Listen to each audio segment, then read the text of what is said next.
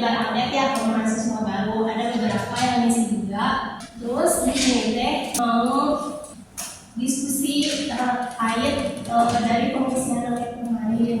Ada beberapa kan tentang masukan-masukan juga, ada keluhan-keluhan juga tentang mobilnya. Terus gimana respon dari mahasiswa baru itu baik gitu, soalnya kan ada keluhan-keluhannya juga.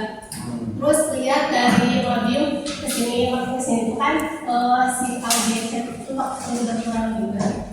Angket yang pertama itu kan ada strategi mengenai mobil, strategi yang digunakan untuk mahasiswa baru gitu. Yang supaya kegiatan mobilnya berhasil, cara-cara agar mobilnya tuh terlaksana terus berjalan dengan lancar. Ada juga kan dari mengisi angket itu strateginya lebih banyak ke pemberian materi di kelas gitu kan, jadi kayak boring gitu kan, jadi ada masukannya juga. Oke, ini masuk. Tadi tentang strategi yang dilakukan supaya kuantitasnya punya jadi peserta ataupun banyak yang ikut mobil. Pertama, mungkin yang harus teman-teman ketahui bahwa teman-teman KOR ini khususnya itu menggunakan pendekatan, karena bicara pengkaderan pasti dengan pengajaran. Nah, pendekatan pengkaderan tadi itu ada terbagi dua, ada andragogi sama pedagogi. Walaupun cara harfiah membahasa itu biasanya andragogi itu biasanya untuk mengajarkan pada anak, pedagogi ajaran pada anak dewasa. Nah, di sini maksudnya andragogi ketika seorang pengkader merasa bahwa hal ini dibutuhkan oleh si peserta didik, oleh angkatan, misalnya angkatan mahasiswa baru sekarang yang jadi targetnya itu kalau misalnya secara andragogi berarti berdasarkan sudut ataupun kacamata si pengkader di kita, bahwa misalnya kemarin ada program legal ini kita butuh nih buat teman-teman di sini sebagai mahasiswa. Yang kedua itu ada pendekatannya pedagogi. Kalau pedagogi berdasarkan partisipasinya, selain daripada ini hal yang dibutuhkan, tapi meninjau kembali apa-apa yang memang diinginkan untuk anak-anak di kondisi zaman ini. Jadi kalau misalnya pedagogi itu melibatkan observasi gimana keadaan angkatan 23 kan, apakah bisa masuk atau enggak. Nah, biasanya untuk konsepsi ataupun brainstorming awalnya itu gambling antara keduanya, dari andragogi sama pedagogi. Masih bisa lanjut aman? Nah, biasanya gambling dua. Cuman teman-teman pasti sadar untuk perihal keinginan dan kebutuhan pasti selalu ada gap, gitu kan? Apalagi sekarang teman-teman posisinya sudah sebagai mahasiswa, yang mana dengan perannya, dengan tanggung jawab modelnya. Kalau misalnya teman-teman mengindahkan nilai tersebut, sebenarnya nggak bakal susah banget, karena emang habit yang awalnya daripada siswa mungkin mengikuti pelajaran, tidak asik berdiskusi, tidak apa-apa. Sebenarnya yang ingin kita tanyakan kalau misalnya bagaimana strategi untuk pengkaderan supaya dapat menggait angkatan 23, sebenarnya dari teman-teman yang itu yang paling sah menjawabnya, karena teman-teman sebagai kadernya itu sasarannya. Sebenarnya seperti itu. Kalau misalnya pertimbangan dari kita melibatkan analisa dari para pengkader bahwa hal ini memang fundamental dan dibutuhkan di angkatan 23. Gak peduli angkatan 23 suka atau enggak sifatnya, ketika menyandang nama mahasiswa ini adalah yang harus dilakukan. Yang berarti yang pedagogi berarti melibatkan analisa di teman-temannya kondisinya kayak gimana nih, bisa masuk enggak. Makanya yang jadi perbedaan dari mungkin disebut dikit-dikit dari perbedaan yang periode tahun ini sama periode belakang, intensitas daripada stressingnya yang kita kurangi.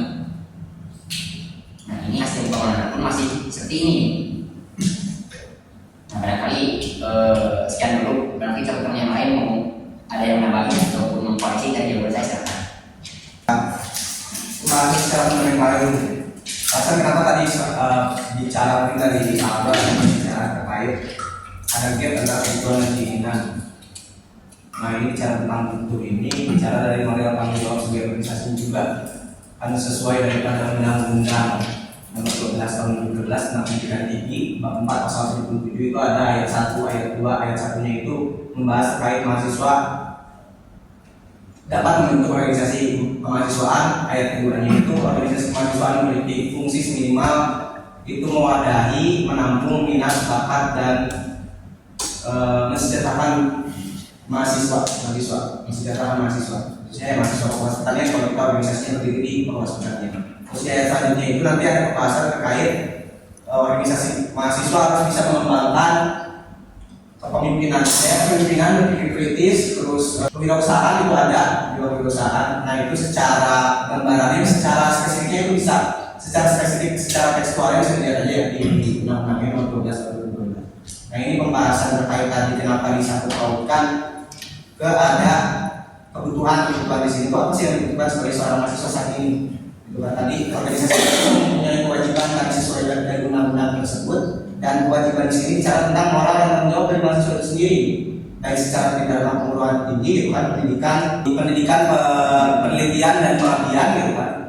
Selanjutnya ada pembahasan terkait moral mahasiswa sebagai agent of change. Jadi kenapa kalau misalnya selalu ada gap, kalau misalnya terus-terusan bicara tentang keinginan, pastinya tentunya ya kalau orang yang misalnya maksudnya secara sebagai mahasiswa nggak mengukur rata ya, tapi kalau kita sebagai mahasiswa yang perlu dia upaya yang sedang disadarkan oleh organisasi mahasiswa khususnya itu tadi hal yang tadi landasannya dari undang-undang, terus ada tanggung jawab sebagai ini mahasiswa punya moral dan tanggung jawab itu kan baik menurut perguruan tinggi dan moral secara tidak tertulis sebagai mahasiswa gitu. Kenapa selalu disebut mahasiswa menghukumat itu fundamental dasar yang perlu dibangun yang dan itu baik secara program di himpunan ataupun program di BEM itu mengarah ke sana, baik secara ilmuwan maupun secara sosial politik atau bahkan pembahasan terkait sosial masyarakat petaninya gitu kalau kita hidup di Fakultas Pertanian. Di Fakultas Pertanian ini pun 1 tahun kurang lebih. Kalau misalnya pertama alasannya, tentunya kita itu sebenarnya mungkin teman-teman kurang tahu kan. Karena kita punya PUP itu apa, pedoman umum pengadilan.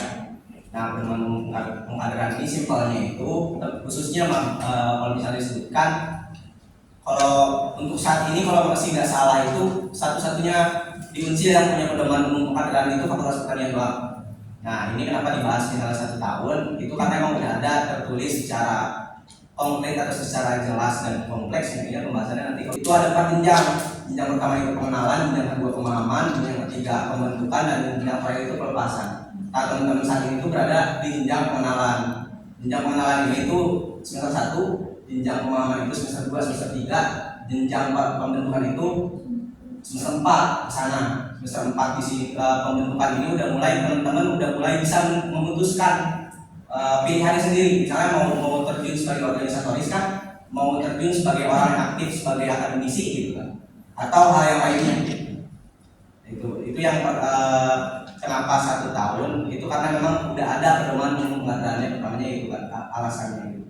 Kalau pelepasan itu udah bicara ketika kita sebagai alumni kontribusi apa yang bisa kita berikan kepada Fakultas Pertanian. Kenapa? Karena kita punya organisasi Ikatan Keluarga Alumni Fakultas Pertanian. Jadi sebagai alumni pun sebenarnya masih ada kontribusinya. Jadi sebenarnya kalau bicara tentang kaderisasi ini secara definitif itu kan kaderisasi itu suatu proses cara atau perbuatan didik untuk membentuk karakter seseorang untuk menjadi kader. Kader itu apa? Kader itu seseorang yang nantinya diharapkan memegang peran penting. Contohnya kalau teman-teman misalnya terjun sebagai organisatoris ya sebagai pengurusnya gitu, atau terjun sebagai akademisi, teman-teman punya jalurnya sendiri untuk membanggakan atau memberikan hal yang lain untuk Fakultas Pertanian, secara misalnya membawa nama fakultas di kejuaraan lomba olimpiade ilmiah misalnya gitu. Jadi arahnya sebenarnya udah ada. Kalau misalnya secara yang bikin khususnya di proses sekarang khususnya ada 4 fokus utama arah pengkaderan saat ini gitu. Yang pertama tadi akademisi, yang kedua itu organisatoris dan aktivis, yang ketiga itu kewirausahaan, yang keempat kewirausahaan atau ekonomi, yang keempat itu kebudayaan. Ya budayawan atau kebudayaan. Budaya di sini ya teman-teman mungkin udah sebagian paham lah itu pembahasannya sana. Itu kan sebenarnya jadi kalau bicara tentang kenapa sih 1 tahun, sebenarnya karena kita disebut cuma di ada secara sebutan atau secara verbal yang kita itu mau 1 tahun. Sebenarnya kalau bisa kaderisasi dan kader itu kita nggak akan beres, sebenarnya nggak akan beres 1 tahun sebenarnya. Kenapa? Karena saya juga masih kader. Saya dikader oleh siapa? Saya dikader oleh angkatan 19 sampai sekarang masih. Jadi sebenarnya kalau bicara tentang kaderisasi dan kader itu tidak akan ada kata selesainya. Kalau misalnya teman-teman, kalau misalnya dianalogikan sebagai perusahaan, sebenarnya kan kita departemen organisasi harusnya di BEM. Nah kalau di perusahaan itu sebenarnya ada yang mirip organisasi yang kalau teman-teman tahu HRD tahu. Nah itu kan HRD itu Human Resource Development. Terus ada sebenarnya bagian satu lagi Human Capital kalau di perusahaan itu. Nah kalau organisasi yang ini, kalau misalnya simpelnya di analogikan sebagai perusahaan, memegang dua hal tersebut. Human Resource itu sebenarnya yang tadi menyiapkan orang-orang untuk nantinya tadi kadernya mau diarah kemana sebagai akademisi kah, atau sebagai organisatoris aktivis kah, gitu, atau sosial ekonomi dan kewirausahaan, atau bahkan budayawan. Karena kita ya teman-teman sendiri tahu kalau kita itu punya ciri khas yang unik terkait kebudayaan itu sendiri gitu. Nah itu arahnya ke sana. Human resource itu yang makanya kalau misalnya perusahaan suka lihat yang buka lowongan yang menangani lowongan pekerjaan pasti HRD kan. Nah itu jadi simpelnya mungkin biar kita paham dinamika seperti itu. Jadi kayak kita mencari misalnya dua tiga orang teman-teman ini ternyata ada yang aktif sebagai bisa dan meneruskan pemimpinan yang organisatoris, dan teman-teman juga ada yang aktif misalnya di UKM gitu kan sebagai ya bukan saja akademik tapi non akademiknya juga ada gitu. Terus teman-teman juga ada yang aktif sebagai misalnya paham dalam konteks karya tulis ilmiah gitu, makanya kan. Jadi kalau misalnya bicara tadi pengembangan, karena bicara tentang pengembangan bentukan karakter itu terus pasti bertingkat dan tidak ada beresnya sebenarnya. Bicara tentang penalaran juga sama. Karena ada tiga hal. Nah ini ada tiga hal juga yang sebenarnya dibahas. Salah satu muatan simpelnya teman-teman tahu kognitif, afektif, psikomotorik. Salah satu mudahnya intinya itu tiga hal ini karena nantinya bercabang gitu. Kognitif ini bicara tentang penalaran yang ada dalam konteks pemikiran. Pengembangan tadi misalnya kalau misalnya teman-teman suka mendengar inputnya tuh berpikir kritis, nah itu maksudnya kognitif. Kalau bisa bicara tentang afektif itu teman-teman bicaranya sudah karena emosional. Misalnya konsisten dalam mengikuti kegiatan tadi yang disebutin, kenapa sih partisipannya kurang gitu kan? Kenapa partisipannya mungkin semakin sedikit? Itu kan sebenarnya upaya yang ditemukan tuh salah satunya juga ada dalam segi afektifnya.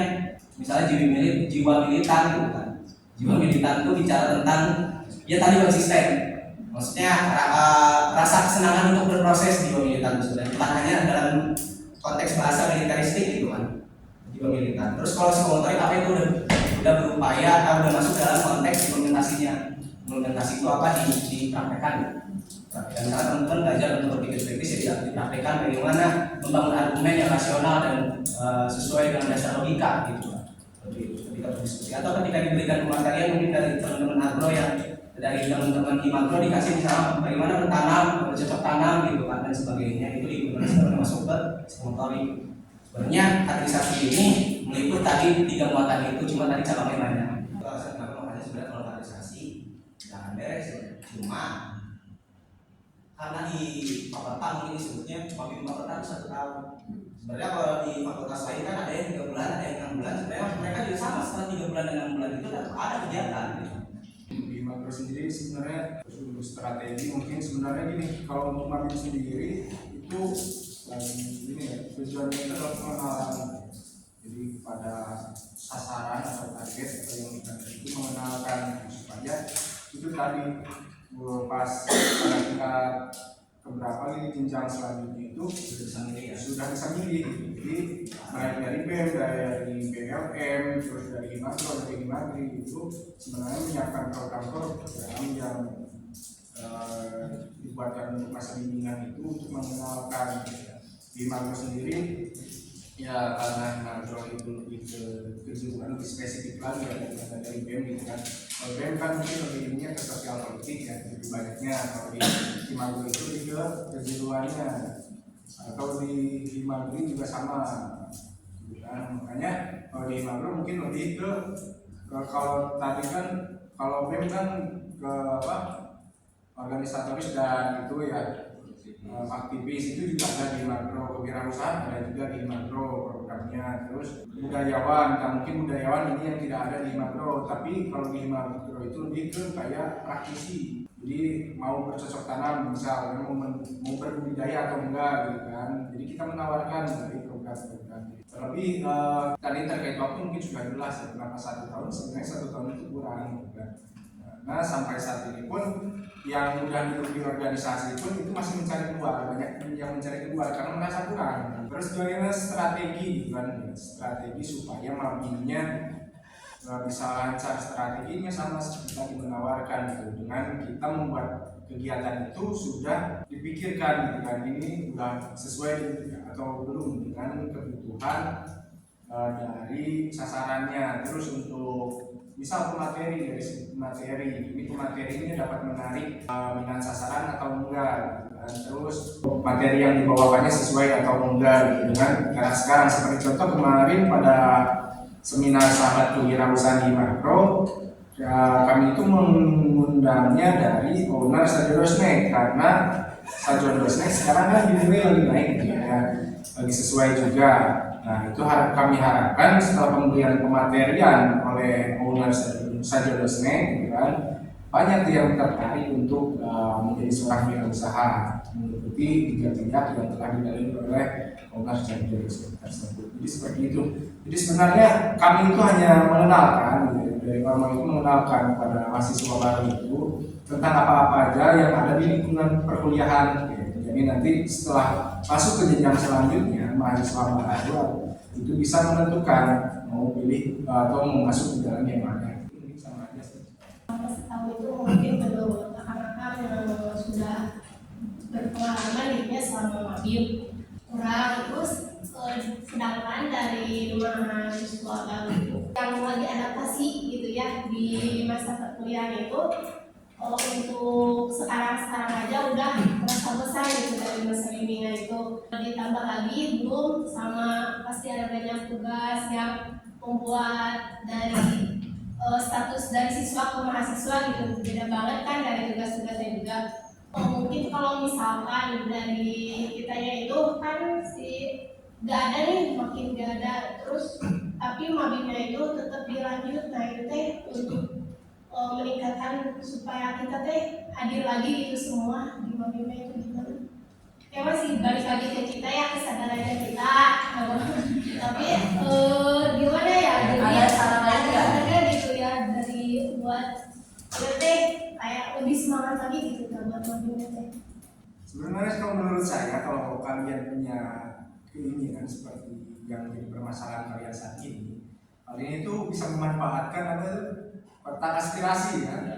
Jadi diaspirasikan kepada Komisi 4 BLM, lalu itu kan dibahas. Tapi kalau menurut kami ya, sekarang itu jumlahnya itu sudah berkurang daripada tahun-tahun sebelumnya.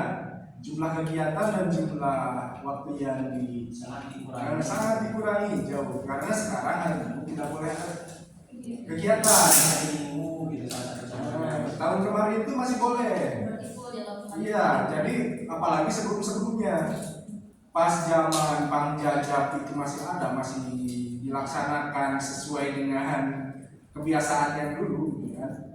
Itu bukan hanya di weekend tapi weekday. Jadi matkul latihan, matkul lagi latihan, praktikum itu udah biasa kalau dulu kan. Tapi balik lagi mungkin ya, karena setiap generasi itu punya permasalahan terus kebiasaan yang berbeda. Ini menjadi masalah untuk generasi tersebut gitu, menjadi terasa berat atau bagaimana gitu.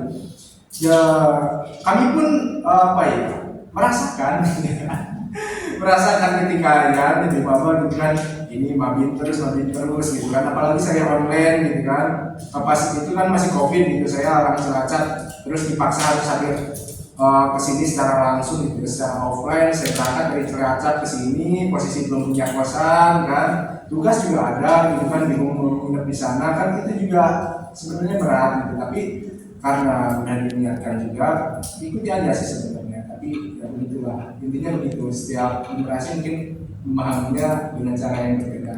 Setiap orang bukan setiap generasi berbeda, setiap orang sih. Jadi sebenarnya selalu ada kalau misalnya trial and error mungkin ya. Sebutan teman-teman Kewar khususnya yang di trial and error, di mana lihat dari tahun kemarin contohnya tadi disebutin kayak Tata sebagaimana padatnya, misalnya untuk angkatan 21 sebelumnya kegiatannya banyak, terus untuk angkatan 20 seperti apa banyak gitu. Walaupun untuk semester awal COVID ya, semester awal karena sebenarnya kalau di kita angkatan 20 itu full COVID sebenarnya.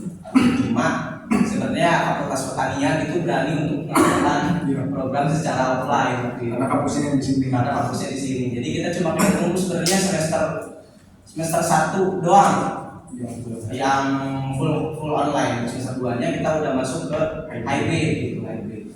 Dan ada beberapa kegiatan memang dipaksain semua harus hadir bahkan gitu.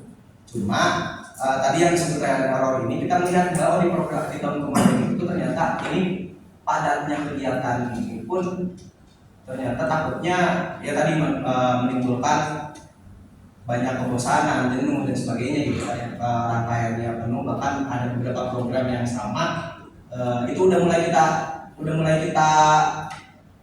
kolaborasikan ya. Maksudnya dirasa kalau programnya oh ini sama bisa ditaruh di program yang ini materinya, kenapa di tahun kemarin misalnya kita satuin aja untuk memangkas program gitu kan salah satunya. Ternyata setelah dilakukan hal seperti itu pun dampaknya masih sama gitu. Masih sama, maksudnya masih sama ada tetap ada variabel perihal mahasiswa yang jenuh dalam masa bimbingannya gitu kan ketika sudah dikurangi program gitu. Nah, makanya sebenarnya tiap tahun itu pasti selalu ada trial and errornya gitu. Tadi strategi, kalau misalnya bicara tentang strategi itu kan melihat dari tahun kemarin gimana keadaannya di tahun sekarang ketika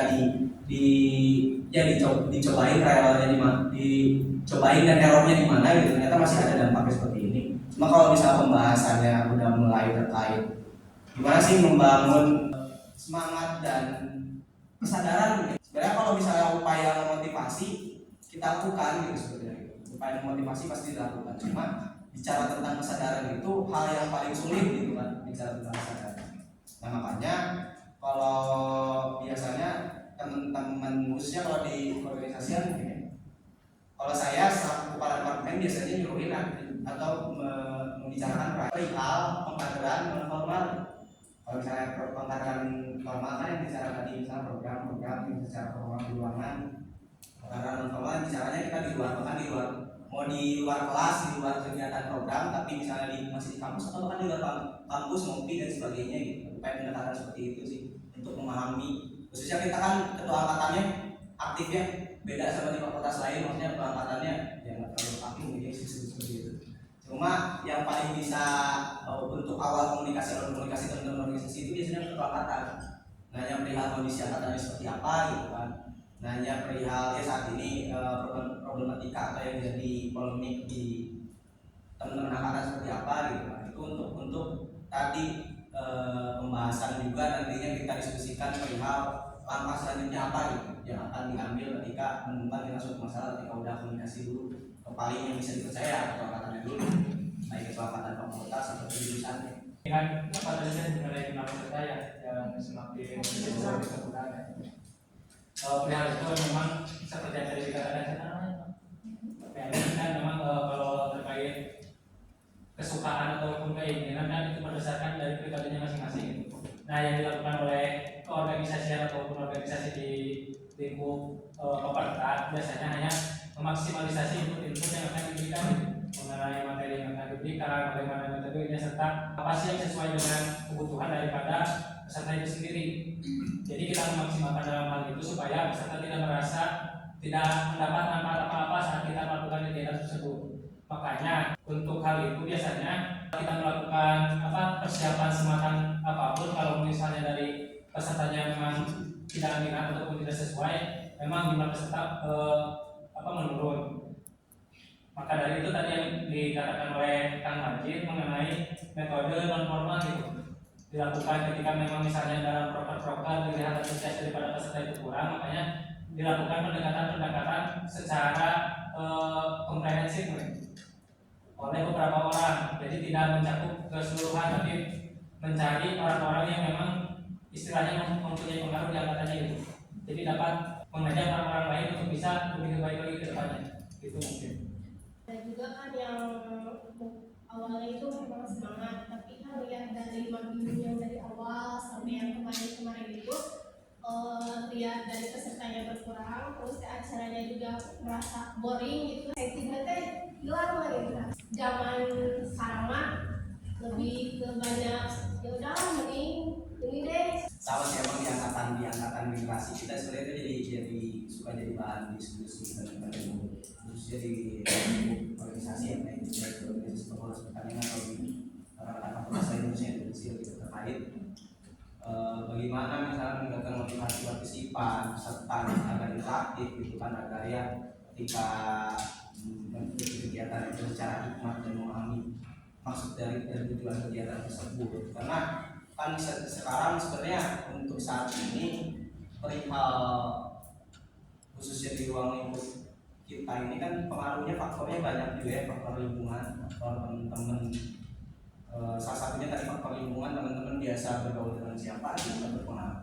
Teman-teman biasanya dari mungkin dari jenjang pendidikan sebelumnya seperti apa habitnya gitu kan, faktor seperti itu pun masuk, atau bahkan faktor lingkungan yang benar-benar tidak berpengaruh, yang tidak tersentuh oleh rekan-rekan, seperti faktor banyaknya tempat rekreasi mungkin, tempat nongkrong gitu kan, tempat ngopi, tempat main. Saat ini kita sudah mulai industri kreatif mulai maju gitu kan, teman-teman pasti ya secara untuk saat ini pasti mikirnya orang menikmati wae itu kan. Sebenarnya balik lagi kalau udah pemikirannya ke sana, itu kita upaya kita cuma tadi seminimalnya untuk landasan awalnya itu adalah, makanya tadi sebenarnya ada unsur mewadai, mengarahkan, menampung minat gitu kan, mewadai. Nah ketika teman-teman udah dikasih landasan tapi teman-temannya tidak merasa terpantik, kan itu bentuk follow up-nya juga jadi bingung jadi kita. Tapi kalau misalnya teman-teman kita kasih misalnya salah satunya yang bicara kalau misalnya tentang akademisi, kita kasih PKM lah misalnya. Kita kasih PKM, landasan awalnya mudah, teman-teman dikasih cobain bikin proposal dan sebagainya. Tapi kalau misalnya dari teman-temannya juga ya misalnya mau nggak mau gitu, misalnya menjadinya dan sebagainya, kan follow up-nya bingung dari kita juga. Sedangkan kita nggak bisa juga memaksakan harus lanjut nih teman-teman daripada sekedar di fakultas PKN-nya, tapi lanjut ketika universitas dan lanjut misalnya yang selanjutnya gitu. Nah, itu harus ada minat dari teman-teman terlebih dahulu gitu, disortir sama kita seperti apa gitu. Makanya ada juga yang memang ditawarkan seperti itu, mungkin ada juga beberapa yang ditawarkan untuk lanjut gitu kan. Ada juga yang gabung sama kakak-kakaknya gitu kan, ada angkatan 21 sama angkatan 22 atau angkatan 21-20 yang bikin PKM gitu. Makanya kalau bicara hal tadi kesadaran dengan faktor yang saat ini banyak, apalagi bicara tentang pengembangan karakter dan penalaran khususnya ya, yang upaya kita ditanamkan tadi kan pembentukan karakter dan urusan penalaran. Di umur segini itu kita merasa udah orang mesti jadi orang bener lah, berapa dibenerin lagi semua orang lain. Banyak pemikiran saat ini kan gitu. Makanya sebenarnya kalau misalnya dipaksakan tuh tadi juga ada bakal ketemu gapnya juga lagi. Makanya upaya yang ini mah kita sebagai tujuannya memantik gitu. Tujuannya ya kita memantik sebenarnya gitu kan. Memantik kalau teman-teman tertarik ya suka alhamdulillah lanjutin kegiatan. Cuma kalau misalnya nggak tertarik ya kita bahkan bisa menghapuskan program itu gitu. Atau begini saja kalau menurut saya, sebenarnya kalau minat kan itu gimana kalian? Kita menawarkan kalian berminat sebagai sasaran. Atau dibalik ini aja, kalian yang menawarkan kita laksanakan, apakah dari pelatihannya sendiri mampu gitu apa? Misalkan gini, kita nawarkan kalian program apa, terus kita serap di program yang kita buatkan, apakah kalian yakin gitu dari kalian akan ada motivasi gitu. Akan antusias atau enggak gitu terhadap Itu bisa dicoba sih kalau misalnya kalau mau dicoba ini gampang loh, soalnya sekarang kan untuk periode 2023 ini udah mendekati periode 24, dimana Januari itu udah ganti kepengurusan dan kalian tuh masih menjadi sasaran lah ada gitu kan. Nah solusinya gini kalau menurut saya, entah nanti kalian yang membuat sendiri atas inisiatif angkatan kalian gitu ya, membuat program misal untuk program Himagro ini, program Himagro ini, program yang harus dibuatkan BEM untuk 23 ini, yang dari BRM untuk 23 ini, kan? Setorkan ke calon-calon misal, ya, atau ke Himagro, karena nanti kan ada di rumah nih, itu bisa jadi solusi. Tapi itu akan menjadi bumerang juga kalau misal programnya dibuatkan sesuai dengan keinginan dari sasaran, gitu kan? Ya. Ketika programnya dilaksanakan sasarannya tetap sedikit, nah itu bagaimana kalian akan klarifikasinya gitu kan, seperti itu.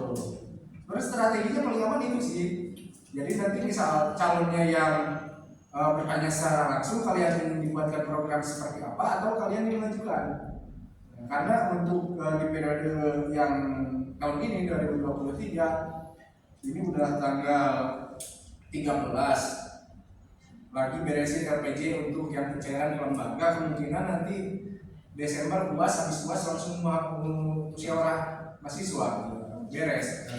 Nah, LPJ-an kepengurusan 23 udah lengser kayak gitu. Itu sih jawabannya gitu. Kalau memang kalian merasa kurang nyaman dengan proses pengkaderan yang dilaksanakan di periode ini, itu bisa diperbaiki di periode selanjutnya, karena kalian akan merasakan mungkin setengah atau 1 semester lagi mungkin ya, 1 semester lagi oleh periode yang selanjutnya ya.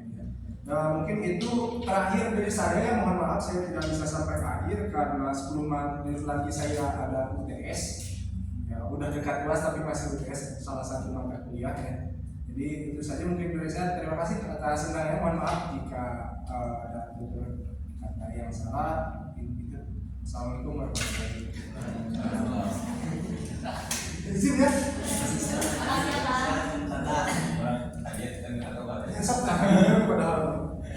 Tadi akan diserahkan ke jika memang si target pengkaderannya itu memahami bahwa orientasi sebagai mahasiswa itu seperti apa gitu. Karena untuk saya pribadi menyandang kata mahasiswa itu berat. Selain daripada kita diyakini sebagai agen perubahan, selain kita dianggap besar nama di antara masyarakat, ketika memang sesuai dengan keinginan di masing-masing individu yang ada di dalamnya, saya rasa mungkin akan sangat-sangat jauh terdegradasi. Sedangkan sekarang menjadi tugas mahasiswa si penyambung lidah antara masyarakat sama pemerintah ya. Kita punya akses ke sana. Kenapa enggak kita persiapkan ke sananya? Ketika memang mahasiswa itu malah sekarang asik-asik bermain, asik-asik itu sebenarnya nggak masalah buat teman-teman yang memang udah punya pilihan ke depannya mau ngapain. Tapi kalau misalnya sekarang fasilitasi teman-teman eksplor terus hanya diisi oleh yang kegiatan yang seperti itu, sangat-sangat disayangkan positioning sebagai mahasiswa menurut saya. Baik lagi tadi untuk perihal kebutuhan pasti banyak yang sama keinginan, dan juga teman-teman pasti akan sangat-sangat sulit untuk kita ajak, misalnya ajak akselerasi atau penanya bari. Cuman dengan pertimbangan-pertimbangan yang kita lakukan ini akan membekali teman-teman seminimal-minimalnya bagaimana positioning sebagai mahasiswa. Karena kali lagi tadi kalau misalnya teman-temannya orderin pengennya gini-gini, ternyata unsur pengkaderan yang juga karena kognitif, juga karena psikomotorik, ya bahkan cuma teman-teman pengen happy aja pakai almet acara-acara di sini pacul-pacul gitu kan, kayak outputnya terus apa? Kecuali teman-teman nanti bisa emang brainstorming programnya mau seperti apa, kita ingin dikembangkan bagian ininya. Misalnya teman-teman fakultas pertanian tapi yang agri, kita kan di masyarakat pasti dituntut untuk masuk pertanian, pasti tahu nih, pasti bisa benih cabai yang mana gitu. Sedangkan mereka nggak tahu kita di agribisnis, kita yang pemasarannya, kita yang 4 subsektornya, kita sangat-sangat nggak menjurus ke pertaniannya secara langsung. Nah, kecuali teman-teman nanti mengorderkannya, teman-teman pengen apa sih yang ingin dikembangkan dalam diri teman-teman, bisa kita oke lah, kita juga enak brainstormingnya, juga outputnya akan sangat jelas nanti. Cuma konteksnya pasti ketika kalau diserahkan ya teman-teman pasti pilihnya bikin programnya hiburan. Iya pasti gitu, soalnya kan kalau misalkan pematerian terus di ruangan kayak gitu kan jenuh. Pasti kalau misalkan di ininya pasti bakal hiburan, bakal diundur kayak gitu. Jadi gak mikirin apa sih manfaat di dalamnya tuh akan kayak gitu. Jadi kesenangannya doang. Sedangkan tadi kita Baik ketua angkatan nanti mah misalnya ini bunga angkatan SM. Saya bingung jalan. Berlah kemarin. Catering misalnya. Catering kumpul orang tengah kumpul kenalan hiburan bisa. Bisa. Model di partner. Karena mungkin ya ada faktor juga, maksudnya untuk urusan nggak tahu ya, maksudnya orientasi teman-teman masuk kuliah seperti apa, mungkin ada yang masuk orang tua atau bahkan ada yang inisiatif pribadi gitu kan misalnya. Cuma pasti ada juga yang merasa kurang tegas pendidikan kemarin ketika SMA 12 tahun gitu. Ayo diajar gitu. Pasti ada kayak gitu kan, ada pasti ada beberapa yang mungkin seperti itu. Cuma tadi juga misalnya bicara tentang program-program yang diadakan khususnya di Fakultas Pertanian sebenarnya masih dasar banget gitu. Itu masih berdasar karena kita mau naik ke tingkat selanjutnya selalu mikir ini nggak kuat deh. Ini partisipan atau pesertanya kayaknya bakal makin dapat atau bakal jenuh gitu, bakal makin jenuh ketika ditaikin tingkatannya. Makanya selalu kalau misalnya teman-teman sadari mungkin udah mendapat materi kayak dasar kemungkinan dari guru tersebut belum. Makanya kan selalu ada pembahasannya kayak dasar kemungkinan. Kalau misalnya bahas wirausahaan saya seperti apa gitu. Jadi sebenarnya program-program yang dibawakan pun sebenarnya masih dasar gitu. Cuma tadi karena bicaranya tentang penalaran, walaupun teman-teman di memang ada kan yang bakat yang kemarin Persipa gitu kan, kompetisi seni olahraga peserta gitu kan. Kayak gitu kan kegiatan seperti itu ada. Cuma kalau misalnya diserahkan ke peserta ya nanti pasti milih bikin yang hiburan gitu. Sedangkan tadi kita melihatnya landasan paling pentingnya gitu. Jadi organisasi, jadi yang dituntut pun bukan peserta saja, bilang kayak peserta dituntut untuk hadir di kegiatan gitu. Tapi organisasi mahasiswa pun mungkin tanpa disadari pun itu adalah sebuah tuntutan dari undang-undang gitu. Yang sudah jelas itu maksudnya landasannya jelas itu undang-undang yang tertinggi, undang-undang nomor 12 tahun 2012 gitu. Secara kalau misalnya pembahasan fungsi organisasi kemahasiswaan ya. Makanya kalau misalnya di kita kan ada departemen pendidikan mungkin yang ngurusin aspek pendidikan kayak PKM gitu. Nah, kewirausahaan ada kemarin seminar KWU gitu kan. Teman-teman organisasian itu yang ngurusin pola organisasi. Sebenarnya kita yang polanya kayak teman-teman untuk programnya harus ada unsur kewirausahaan yang ikut kita empat hal yang tadi yang akademisi, non akademisi, aktivis, organisatoris, kewirausahaan, ekonomi dan budayawan. Di minat bakat ada pas budayaan, ada pamjajah pamputannya. Jadi kalau organisasian sepertinya pembahasannya tadi kita yang polanya apa aja sih muatan yang unsur atau unsur ya input yang harus diberikan untuk mahasiswa khusus fakultas pertanian. Jadi kalau pembahasannya terkait motivasi dan kesadaran tadi kemarin ada yang yang buku hiburan baiknya saya karena beberapa orang itu mungkin menganggap ribet gitu ya pengennya duduk manis ada aja acaranya gitu banyak.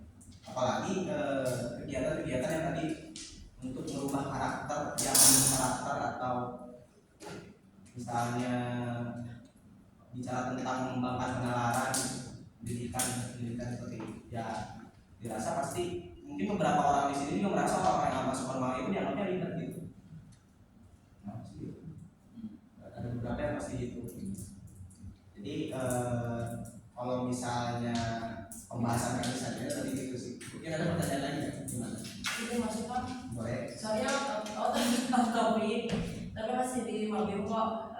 Tadi kan mungkin dari Meli sama Ica udah nanya ke akang terus. Sekarang mungkin aku mau nanya ke Kak Ang, Iqbal mungkin sebagai sebagai Kak Ang gitu. Tadi kan akang juga mungkin ada program buat diskusi non formal di luar sama Kak Ang. Di Iqbal tadi kan ngomong susah buat ngumpulin anak-anak angkatan 23, teman-teman angkatan 23. Terus kemarin dari acara gathering, ya sih Iqbal udah ikut partisipasi bantuin teman-teman juga, bantuin panitia. Tapi ada nggak sih cara Iqbal sendiri buat follow up angkatan 23 ikut mabim? Apalagi kan kemarin itu yang hari Sabtu kemarin melihat sendiri sama Iqbal yang sedikit banget. Jangan di fest. Yang di fest asli ya jangan di tujuan. ada nggak sih gitu cara lain dari Iqbal sendiri selain acara non formal di mabim gitu? Untuk mengembalikan mungkin bisa banyaknya mahasiswa untuk ikut mabim, yang pertama itu bisa seperti kayak awal-awal pas kita ospek di fakultas. Yang paling utama itu mungkin bisa disebut juga biayana kadis. Jadi si kadis kan kadisi kan sina ikut tadi kan acara mabim anuran mungkin. Jadi kalau sudah inonya dari dia macam namanya itu kayaknya jadi lamun pada diayakeun acara mabim meureun bisa disebutkeun bahwa si acara mabim eta teh sertifikat mabim teh kan kamu skripsi oke kan. Nah mungkin itu bisa jadi suatu ancaman ke mahasiswa baru bahwa dina mungkin maksimal 5 kali tidak ada tanpa kehadiran bisa dicoret atau diulang ke tahun depan. Mungkin dina eta solusi eta bisa berkaitannya disebutkan tanpa kehadiran atau apa, soalnya sertifikat atau mabim itu kan khusus buat skripsinya sidang. Terus nyata menurut kedua cobalah turunkan dari dana komdisna mungkin, tapi kayak bisa malu dari nanti soknya disebutkan ayat komdis dan bagi gitu tak. Sebenarnya yang paling beda itu justru dari komdisnya. Tapi Dari tahun kemarin beda kayak gimana? nggak turun. Tapi tadi tahun sekali angkatan kamu nggak turun banget. Oh, jadi Itu tahun segitu kemarin nggak turun. udah Nggak masuk. turun. Ayat habis teh supaya mereka mahasiswa teh banyak terbentuklah gitu. Gitu tak. Karena transformasi di SMA gitu kak, kuliah gitu. Salah satu poin pentingnya juga kayak misalnya untuk mantik dia mikirnya gitu. Bahwa ketika misalnya yang ngelakuin kesalahan itu bukan aku, tapi yang ngelakuin kesalahan ini malah gitu. Tapi aku yang dimarahin. Dari sini tuh ada upaya penyadaran bahwa aku tuh harus nyadarin Aldo juga gitu. Walaupun aku nggak salah sebenarnya, tapi upaya bagaimana di sini tuh ketika ada yang sakit tuh membantunya seperti apa? Bukan ada satu yang sakit tapi yang lainnya kita ikut sakit juga kan? Kalau pembahasan hadis kayak gitu sih. Soalnya kalau misalnya ketika jujur mungkinnya dari teman-teman pernah ngerasain ketika kayak tadi gitu, ketika ditanya bahkan naon itu bingung naik ditanya ke gitu kan, kayak dijawab bahwa kan naon gitu kan. Nah itu salah satu mungkin cara gimana biar kalian teh terbiasa gitu kan berpikir berpikir kritis mungkin ya, karena kalau misalnya berpikir cepat kan salah gitu, berpikir kritis dalam tekanan gitu, kebiasaan gitu itu sebenarnya. Sebenarnya kalau membahas ya kita analogikan sebagai perkuliahan pun sebenarnya kan pendidikan itu nggak menjamin bahwa kamu membuat kamu pintar, tapi pendidikan itu cuma menjamin bahwa kamu itu pernah sekolah gitu. Karena punya ijazah itu hanya menjamin bahwa kamu itu pernah sekolah dan pernah pintar gitu bahasanya. Ya sebenarnya kan yang dibangun di pendidikan itu kebiasaannya, habit. Kalau teman-teman sadar atau nggak sadar tuh kayak misalnya minggu ini dikasih tugas, dikasih deadline, itu kan tekanan sama. Itu pola itu yang sebenarnya dibangun gitu. Sebenarnya pola itu yang dipakai nantinya di pekerjaan. Kalau misalnya pekerjaannya bicara tentang perusahaan korporat gitu, baik swasta atau nanti kan itu dikasih tugas sama atasan, ada deadline, ada tanggung jawab yang harus diambil.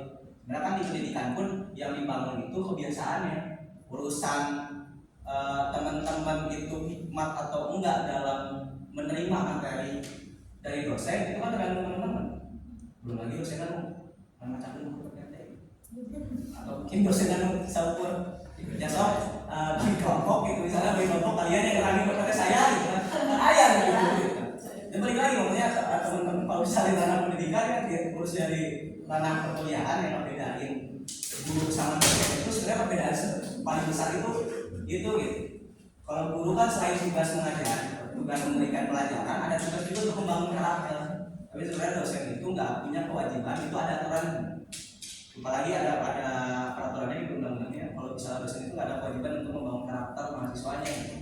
Itu udah sampai habis, sampai guru doang masa teman-teman 12 tahun. Makanya ketika masuk pembangunan membangun ada pembentukan karakter misalnya khususnya yang dibuat sama Ormawa, dan konteksnya kita nggak beda jauh nih, maba tahun umurnya sama yang kakak tingkatnya gitu, beda setahun dan 2 tahun paling gitu. Gimana caranya kan yang sebenarnya teman-teman Ormawa biasanya bikin pusing itu gimana caranya membangun karakter seseorang yang udah 20 tahun karakternya seperti itu bisa teman-teman baru berapa? 19, 20, yang umur 19, 20 tahun masa teman-teman hidup yang dihabiskan dengan hidupnya seperti itu harus dipaksa dirubah sama Ormawa itu kan sebenarnya bikin gambling itu di sana juga. Bagaimana caranya memaksakan orang yang habitnya udah selama 20 tahun kayak gitu harus paksa dirubah. Apalagi tadi ngebahas tanggung jawab moral mahasiswa dan sebagainya. Mereka jadi kalau misalnya tadi pembahasannya dari awal secara ini konteksnya itu pasti dasarnya yang kita mantik teman-teman merasa empati dan simpati bukan dari sini doang. Dimulai dari angkatan.